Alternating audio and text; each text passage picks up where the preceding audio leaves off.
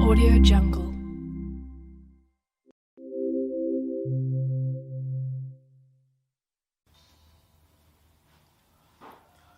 Bismillahirrahmanirrahim. Assalamualaikum warahmatullahi wabarakatuh.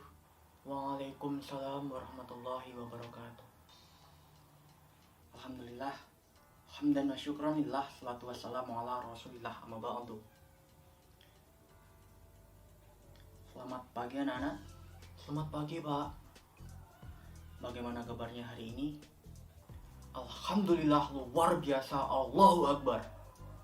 Saya rasa semoga kalian selalu dalam lindungan Allah Subhanahu wa Ta'ala. Amin. Baik. Sebelumnya ada yang tidak masuk? Nggak ada Pak? Ada ya? Alhamdulillah. Oke. Pada kesempatan kali ini Bapak akan bertanya tentang sesuatu kepada kalian. Pernahkah kalian berpikir proses apa yang terjadi ketika mengapa kalian bisa tumbuh tinggi seperti kayak sekarang? Terus pertanyaan yang kedua, mengapa ketika kalian luka kalian itu dengan sendirinya dapat menyembuhkan dapat sembuh secara sendiri? Terus yang ketiga itu, mengapa dalam sebuah keluarga terdapat beberapa variasi gen? Oke. Pada pertemuan kita kali ini akan membahas mengenai tentang sistem reproduksi manusia, khususnya pada subbab pembelahan mitosis dan meiosis. Bapak berharap pada pertemuan pada hari ini kalian bisa memahami tentang apa itu mitosis, serta bagaimana prosesnya, serta apa itu meiosis, serta bagaimana prosesnya. Oke, kita langsung saja ke materi yang pertama, pembelahan mitosis. Pembelahan mitosis merupakan pembelahan yang terjadi pada sel somatik atau sel tubuh. Secara otomatis ketika kita berbicara mengenai sel somatik, maka pembelahan mitosis bertujuan sebagai pertama pertumbuhan, dan yang kedua sebagai regenerasi sel atau regenerasi sel yang tadi ketika ada luka. Kemudian secara garis besar pembelahan mitosis terbagi atas dua tahap. Yang pertama tahap interfase dan yang kedua tahap fase mitotik. Di dalam tahap interfase terbagi atas 3 bagian juga. Yang pertama gap 1, tahap gap 1, yang kedua tahap sintesis, dan yang ketiga tahap gap 2. Pada tahap gap 1, sel akan mengalami pembelahan akan mengalami pembesaran. Sedangkan pada fase sintesis itu terbagi atas 2 tahap.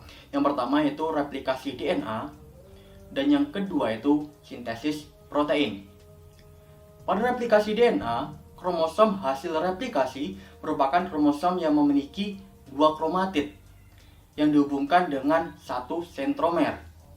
Sedangkan tahap yang ketiga yaitu tahap gap 2. Pada tahap ini, organ yang telah membesar akan ikut membelah dan mempersiapkan pada pembelahan selanjutnya. Oke, kita selanjutnya masuk ke tahap fase mitotik. Dalam fase mitotik itu terbagi atas 4 tahap. Yang pertama tahap profase, yang kedua tahap metafase, yang ketiga tahap anafase, dan yang keempat tahap telofase. Oke. Yang pertama akan kita bahas yaitu mengenai tentang tahap profase. Pada tahap profase, kromatin akan menebal dan memendek membentuk kromatid saudara. Kemudian kromatin akan membelah menjadi kromosom. Lalu sentrosom membelah menjadi 2 bagian yang dinamakan dengan sentriol. Dengan sentriol, maka akan muncul benang-benang spindle yang nantinya akan mengikat kromosom. Kemudian nukleus dan membran inti akan mulai menghilang pada tahap ini. Kemudian kita lanjut ke tahap selanjutnya, yaitu tahap metafase. Pada tahap metafase, kromosom akan berjejer di bidang ekuator atau di bidang di tengah-tengah benang spindle tadi. Kemudian kromosom ditempel pada benang-benang spindle.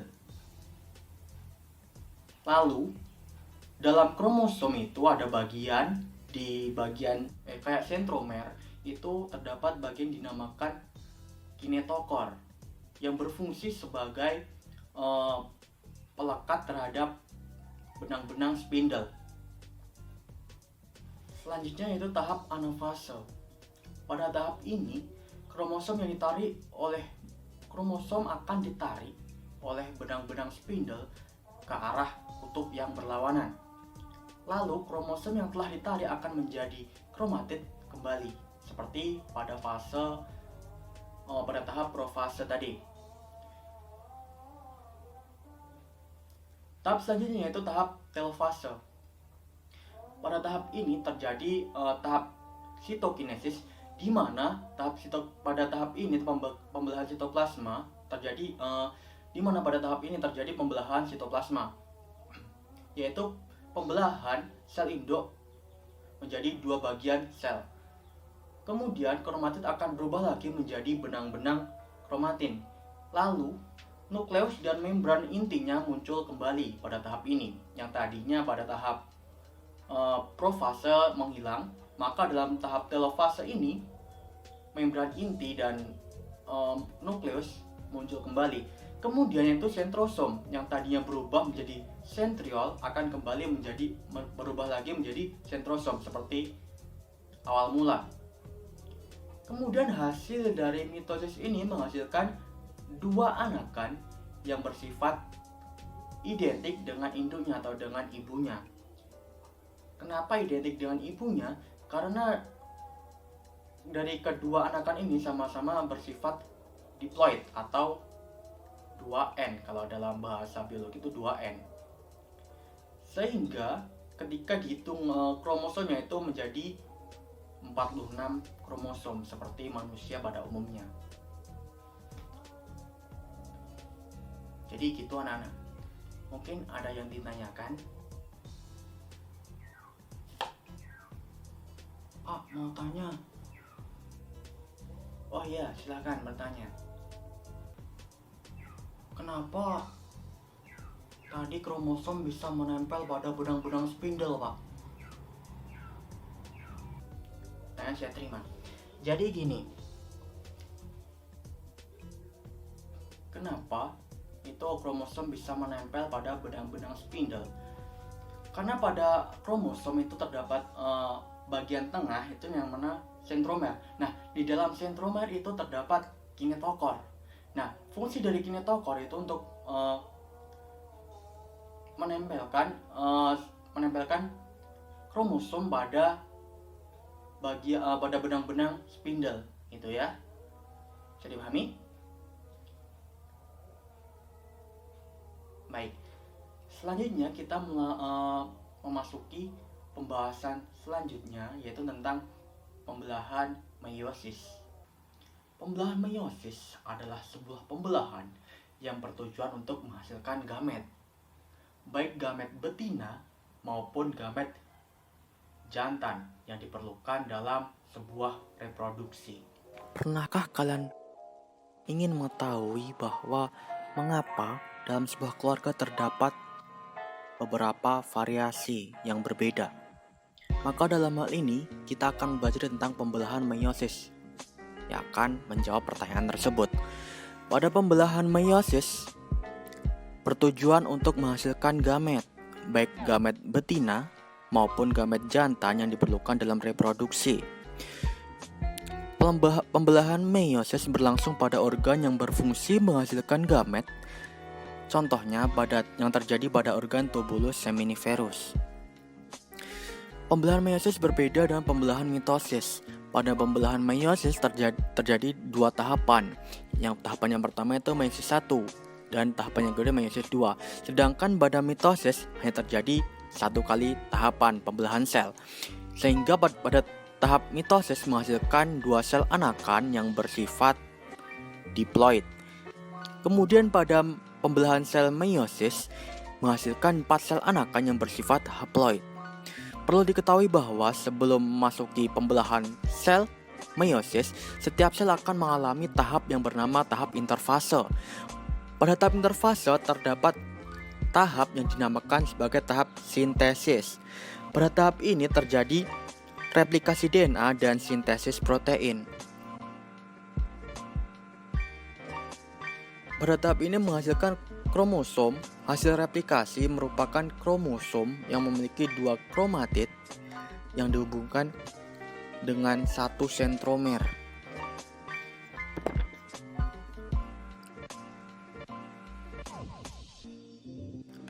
Selanjutnya yaitu kita memasuki tahap profase 1. Pada tahap ini, kromosom homolog saling berpasangan membentuk tetrad, sehingga menyebabkan terjadinya sinapsis. Sinapsis menyebabkan pindah silang antar kromatid yang terdapat dalam kromosom homolog.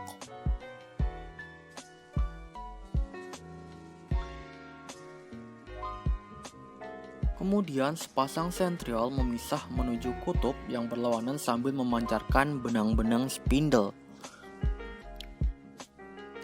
Benang-benang spindle ini mengikat kromosom melalui protein kinetokor yang terdapat pada bagian sentromer kromosom.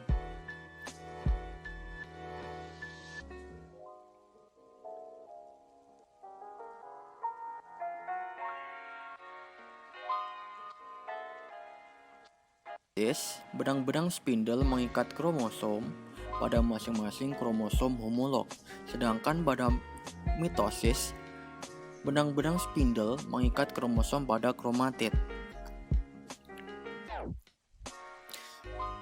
Memasuki tahap selanjutnya yaitu tahap metafase 1. Pada tahap ini kromosom akan berjejer pada bidang ekuator. Memasuki tahap selanjutnya yaitu tahap anafase 1. Pada tahap ini, pemisahan kromosom homolog menuju kutub yang berlawanan. Selanjutnya memasuki tahap yang terakhir yaitu telofase 1 yang diikuti dengan sitokinesis. Sehingga pada tahap ini terbentuk 2 sel anak baru dengan jumlah kromosom setengah dari sel induk yang bersifat haploid. Kemudian 2 sel anakan tersebut melanjutkan tahap meiosis 2. Pada tahap meiosis 2 terjadi tahap profase 2, yaitu sepasang sentriol memisah menuju kutub yang berlawanan sambil memancarkan benang-benang spindle. Benang-benang spindle ini mengikat kromosom melalui protein kinetokor yang terdapat pada bagian kromatid pada kromosom. Memasuki tahap selanjutnya yaitu tahap metafase 2. Pada tahap ini, kromosom akan berjejer pada bidang ekuator. Selanjutnya yaitu tahap anafase 2. Pada tahap ini, pemisahan kromatid menuju kutub yang berlawanan. Tahap terakhir yaitu telofase yang diikuti dengan tahap sitokinesis. Pada tahap ini terbentuk 4 sel anakan yang baru, sehingga jumlah kromosom setengah dari kromosom sel induknya atau yang bersifat haploid. Dengan demikian, pada tiap-tiap sel gamet hanya mengandung sel haploid. Apabila terjadi fertilisasi, maka akan terbentuk individu baru dengan jumlah kromosom yang diploid. Kromosom diploid merupakan gabungan dari kromosom haploid dari gamet betina dan kromosom haploid dari gamet jantan, sehingga ketika keduanya digabungkan maka menghasilkan 46 kromosom. Jadi seperti itu penjelasan mengenai tentang pembelahan meiosis. Ada yang tanyakan pada pembelahan ini? Pada materi pembelahan meiosis? Nggak ada? Baik. Bapak akan memberikan tugas kepada kalian untuk mengecek berapa paham kalian tentang materi yang telah Bapak sampaikan. Oke, di sini terdapat beberapa soal yang dimana di situ ada permainan match. Nah, tugas kalian itu menyesuaikan berkaitan dengan prosesnya, serta pilihan yang ada di sampingnya ini dengan sebuah proses yang ada di sini. Jika kalian benar, berarti kalian sudah paham. Namun, jika kalian masih salah, berarti masih perlu belajar lagi, gitu ya. Oke. Bapak kasih waktu 10 menit. Silahkan kalian kerjakan. Siapa?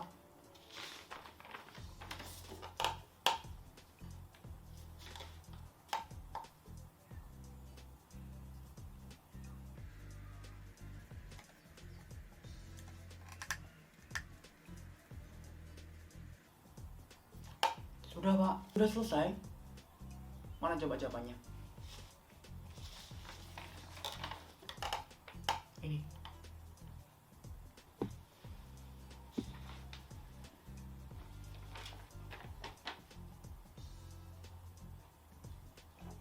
Wah, udah semua ya? Luar biasa. Tepuk tangan buat teman kalian. Jadi kesimpulan pada pembelajaran kita pada hari ini yaitu tentang pembelahan mitosis dan pembelahan meiosis. Oke, akan kita jawab tentang pertanyaan dia yang dari awal tadi, yaitu tentang mengapa kita dapat tumbuh tinggi. Mengapa kita dapat tumbuh tinggi? Karena dalam pembelahan mitosis itu terjadi pertumbuhan sel, gitu ya, pembesaran sel. Kemudian kenapa ketika kita luka kita dapat sembuh secara sendirinya? Karena kembali lagi pada tujuan dari adanya sel mitosis, adanya pembelahan mitosis itu untuk meregenerasi sel yang rusak. Jadi kalau sama kalian luka itu kan bisa otomatis selnya itu memperbaiki sendirinya gitu. Terus pertanyaan yang ketiga mengenai tentang pembelahan meiosis, tentang bagaimana mengapa dalam sebuah keluarga itu kan terjadi terdapat variasi gen. Karena dalam hal ini, dalam pembelahan meiosis itu kan adalah proses yang bertujuan untuk menghasilkan gamet. Nah, secara otomatis gamet dalam setiap kromosom itu kan berbeda-beda. Kemudian di dalam pembelahan meiosis itu pun juga menghasilkan setengah kromosom dari sel induknya. Jadi bersifat haploid. Dalam sel meiosis itu kan membentuk 4 anakan yang bersifat haploid, dan di situ pun juga berbeda-beda pula. Gitu ya. Oke. Baik, cukup sekian pada pembelajaran kita hari ini. Ada kurang lebihnya Bapak mohon maaf. Tetap semangat dan jangan lupa untuk terus belajar. Wa akhiran wallahu muwaffiq ila aqwamit thoriq. Assalamualaikum warahmatullahi wabarakatuh.